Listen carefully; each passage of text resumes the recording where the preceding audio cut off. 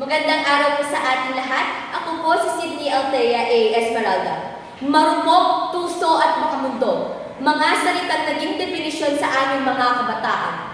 Ang istigmang lumala ng marami sa amin ay naging batang mga magulang. Isinisi sa amin ang hirap ng buhay at tila pagsuko ng pambansang ekonomiya. Ang buhay ng kabataang minsay pag-asa ng bayan, ngayon ay nakikinig na sa musikang hindi na kundi sa pag-iyak ng sanggol sa duyan. Ang sagradong gawain ng nakatatanda ay ginagawa na ng mga bata. Ang marami sa amin ay sinamantala ang karupukan, gihurakan, ginumihan at tinakbuhan. Hindi namin alam sapagkat hindi kami nakapanlaban. Kami ay bulag sa kung ano ang ibig sabihin ng bawat salita, titig at haplos. Ang pagiging biktima namin ay dulot ng maling pagpapaunawa sa sexualidad, dulot ng maling direksyon sa pagsasadula sa drama ng realidad. Dumarami ang tao at natatakot ang lahat.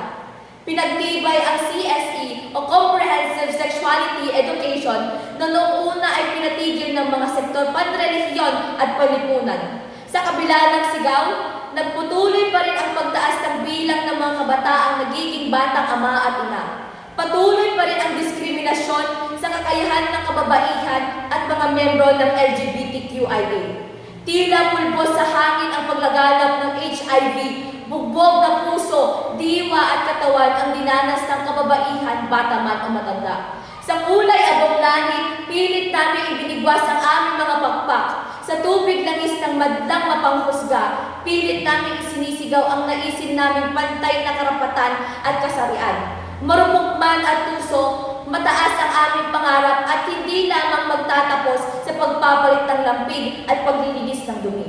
Kasama ang bansa, magiging matagumpay kami mga kabataan.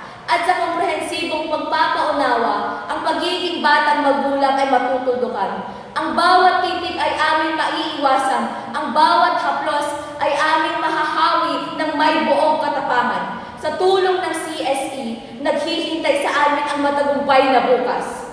Muling nagkakulay ang mga katagang, ang kabataan ay pag-asa ng bayan. Ipinaunawa nito na ang sexualidad ng bawat tao, bagaman sagrado, ay dapat naiintindihan ng bawat isa. Ang pag-asa ng bayan ay ang kabataang mulat sa pantay na karapatan ng bawat tao. Kabataang matatag, matapang at buo ang loob na ipagtanggol ang sarili at minamahal na bansa. Muli, ako po si Sydney Althea A. Esmeralda ng Bonneville National High School. Mabuhay ang CSE! Mabuhay ang kabataang Pilipinas!